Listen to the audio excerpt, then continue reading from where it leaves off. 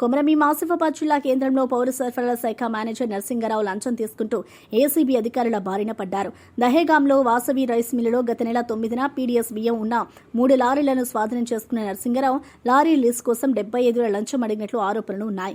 ఈ నేపథ్యంలో బాధితుడు ఏసీబీ అధికారులను సంప్రదించగా ఏర్పాటు చేసిన ఉచ్చులో మేనేజర్ నరసింగరావు చిక్కాడు. ఏసీబీ అధికారులు పరిశీలన జరిపి సాక్ష్యాలను సేకరించారు. ప్రస్తుతం నరసింగరావును అదుపులోకి తీసుకుని విచారణ కొనసాగిస్తున్నారు. ఈ ఘటనతో జిల్లా పౌర సరఫరా శాఖలో కలకలం రేగింది.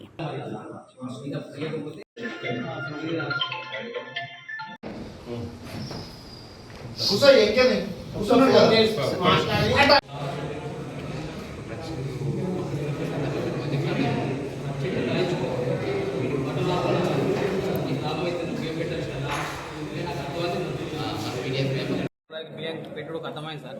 3 ఏసుకలు పెట్టిన తర్వాత ఏసుకకి 25,000 చొప్పున మీరు లంచం అడిగింది సార్.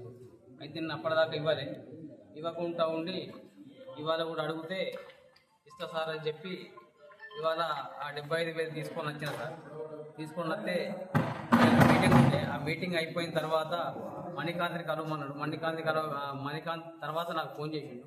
నాకు ఫోన్ చేస్తే సార్ కొంచెం కలెక్షన్ ఉంది, కలెక్షన్ తీసుకొని వస్తా సార్ అని చెప్తే సరే నేను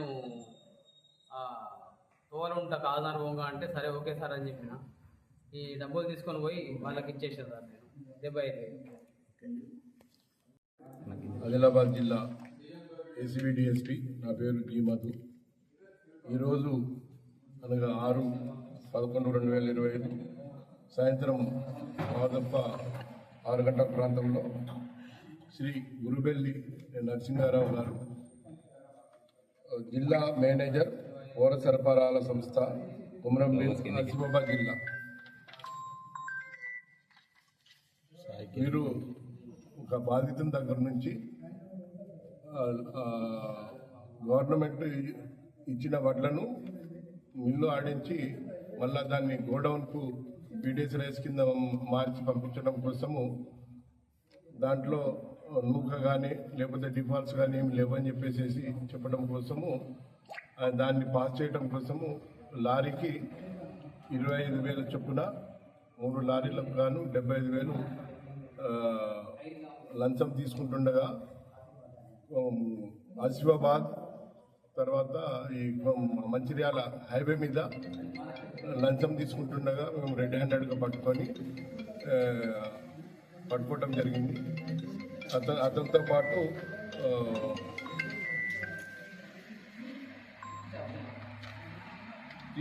తీసుకోవడం జరిగింది. అతను కూడా మణికంఠ అని ఉన్నాడు, అతను డ్రైవరు.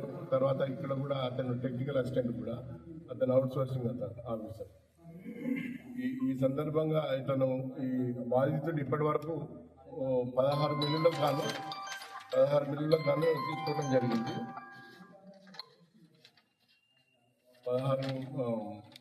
16 లారీలకు గాను డబ్బులు తీసుకోవడం జరిగింది. ఇప్పుడు అతను డబ్బులు ఇవ్వలేక మా దగ్గర మమ్మల్ని ఆశ్రయించడం జరిగింది. ఇప్పుడు మేము నరసింహారావు గారిని రెడ్ హ్యాండ్గా పట్టుకోవడం జరిగింది.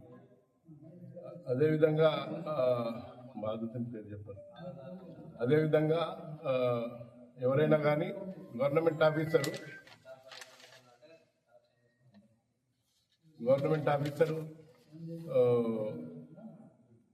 తను ధర్మంగా పనిచేయవలసిన దానికి గాను పైసలు ఎవరైనా కానీ డబ్బులు ఎవరైనా కానీ డిమాండ్ చేసినట్టయితే మమ్మల్ని ఆశ్రయించి మా సహాయం పొందగలరని అందరినీ కోరుతున్నాము.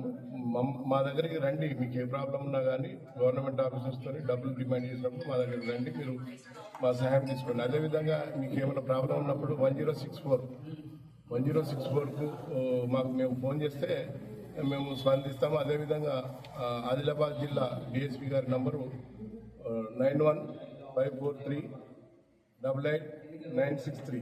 ఈ నంబర్కి ఫోన్ చేసినా కానీ మేము వెంటనే స్పందిస్తామని మీ ద్వారా అందరినీ తెలియజేస్తాం.